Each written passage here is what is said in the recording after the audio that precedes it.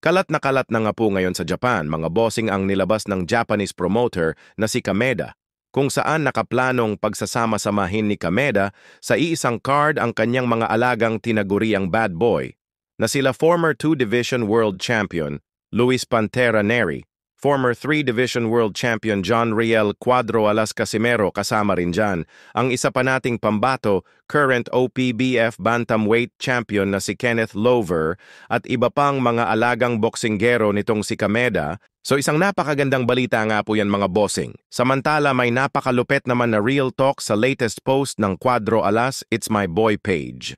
Ang sabi dito ni Casimero, dati dala ko lang ang probinsya namin, lumalaban ako kung saan saang probinsya ako lumalaban. Pero ngayon, hindi akalain dala ko na ang watawat ng Pilipinas. Pinakita ko lang ang picture nato. Hindi sa ipagmayabang sa inyo, kundi sabihin sa inyo, huwag kayo mawalan ng pag-asa, di porket maliit kayo, basta may tiwala kayo sa sarili nyo na kaya nyo abutin ang pangarap nyo. Pero hindi ko inakala na makamit ko ang meron ako. Ngayon gusto ko lang ipakita sa inyo na di porket mahirap na tayo, hindi na tayo pwede mangarap kung anuman ang estado ng buhay mo. Ngayon huwag kang tumigil, abutin ang iyong mga minimiti sa buhay.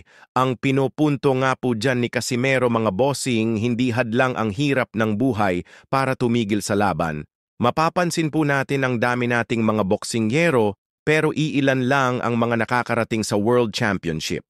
Dapat talaga mala Cuadro Alas ang mindset dating nakatira sa isang barong-barong, pero dahil hindi tumigil sa pagboboksing ngayon, may sarili ng boxing gym, may malawak na lupain, nakapagpatayo ng malalaking bahay at nakabili na rin ng mamahaling sasakyan.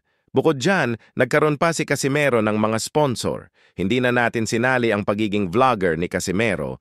Malamang kumita rin yan ng milyones sa social media. Well, ang nagustuhan ko lang talaga sa aurang pag-aangas ni John Riel Casimero mga bossing. Yan po yung hindi siya pumapatol sa kanyang mga basher.